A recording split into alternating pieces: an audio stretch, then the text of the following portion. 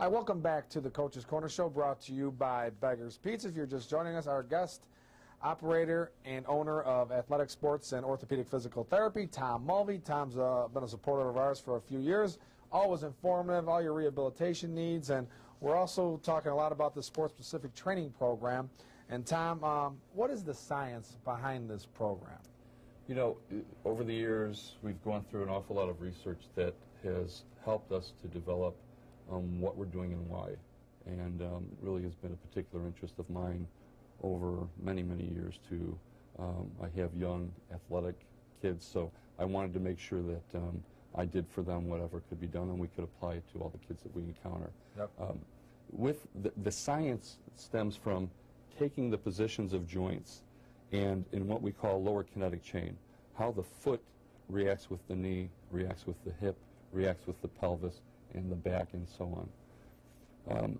When the foot strikes the ground, every position of the joint changes. And when you add that from not just walking but now into a competitive sport, it's incredible how much force gets distributed throughout the body. Yep. What happens when you have a young athlete that has a flat foot or that has an increased kind of bowing in at the ankle? What happens when they have an exaggerated arch? What happens if they're toe walkers or heel walkers? All of these things then have a bearing on the position of the knee. And does the knee, does it bow in? Does it bow out? Does it go into what we call recurvatum, where it's too straight when they bear weight? And these then distribute into the position of the hip. And how does the hip, how is it able to take the forces that are distributed through it and bring them on through the rest of the body? Yeah. So these things, every kid is different, and we need to look at them before we can throw them into their training program. All right, what else do you look at besides the position of the lower leg, Tom? You know when you do that too, it reminds me of that song, the knee bone's connected to. It really does make sense, right? You're absolutely right.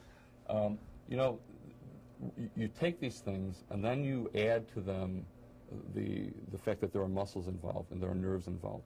The muscles involved are static stabilizers, stabilizers that allow that athlete to balance on a point to make a cut, or to get the leverage to jump up and block a volleyball shot, or to be able to take a charge in a basketball game.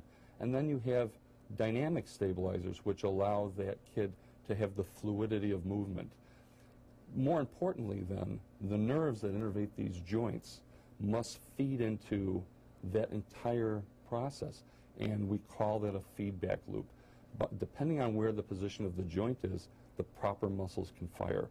And with these activities that we ask kids to do, to be able to balance, kick a soccer ball, make a cut in football, the actual cutting and movement is a skill, just like a jump shot.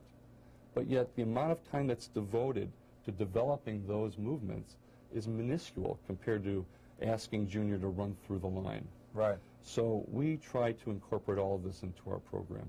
And what's important is, as we do that, as we start from the most basic of trying to correct these deficiencies, to getting into then the basic activities of speed, agility, flexibility, and aerobic conditioning, then from that we're able to build off and say, okay, with those activities we can now fatigue the athlete. As we fatigue the athlete, that feedback loop of nerve to muscle theoretically is less efficient. It's when the kid will get hurt. Yeah.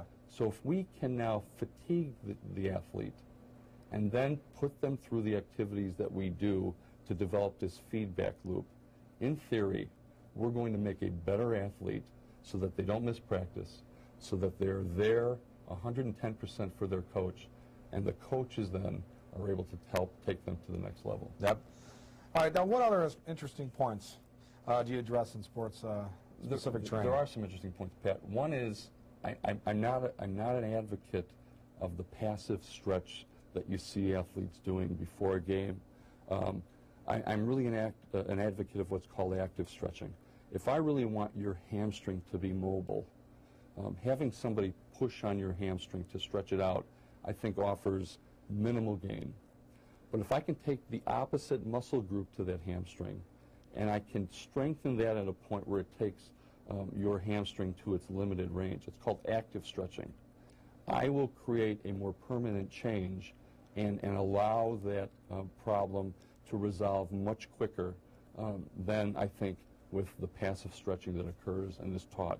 Okay. Another interesting point is, in this day and age where aesthetics is so important and that we're putting thousands of dollars into our young athletes' mouths with braces, breathing is not taught. The ability to develop the pulmonary system and to become efficient in how we take in oxygen so that we can distribute it to our body and get the energy that occurs physiologically, as well as then be able to recover during our activities, isn't taught. Yeah. More interestingly than that is how many kids that we work with are mouth breathers. They're not taught to breathe through their nose. And why this is an issue is the research shows that mouth breathers, the position of the tongue changes, the position of their jaw changes, the position of their head on their neck changes, and more importantly to the parent that is investing in braces, the arch of the palate of their maxilla collapses because the tongue and the pressure is no longer is excessively being placed there and not through the nose. So the position of their maxilla and actually the position of the teeth can also change. So there are so many things that we need to be working with these kids to make them more efficient and to really make them better capable of being at practice and working with these coaches so that they can get better. Yeah. And we should let people know, at the time you work with all types of different athletes, right? Yes. I mean, from football to hockey to figure skating to volleyball, everything, baseball, softball, any type of athlete. So if you have an athlete, this sport-specific training works for them. Absolutely. Absolutely. Okay. And real quickly, Jay Cutler, all right? My one brother calls him a wimp. He has no heart, you know, and you got Mike Ditka saying they would need to take him off on a gurney if it was him playing. You know about this injury, all right? So what's your thought process on this? First of all, I think it's unfair at this point to be addressing the fact that we had an MRI. The MRI showed the degree of a sprain that occurred in the MCL. So therefore, it's really unfair to be saying that because this injury is this way, he should have played. Typically what happens in a situation like this is he, as a competitive athlete, at some point in time after that injury, tested it enough to say, hey, look, I doubt I'm able. You know, there's a hierarchy that occurs there that I'm sure the trainer looked at him and said, okay, you know, I think the injury needs to be now addressed by the orthopedic specialist. Usually they have a surgeon on staff.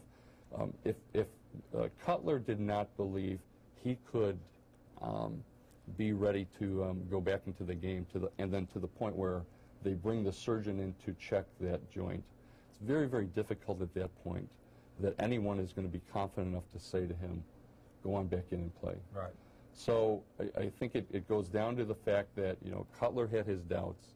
The injury does, you know, bring with it the complication of the fact that ligament is in proximity to a medial meniscus.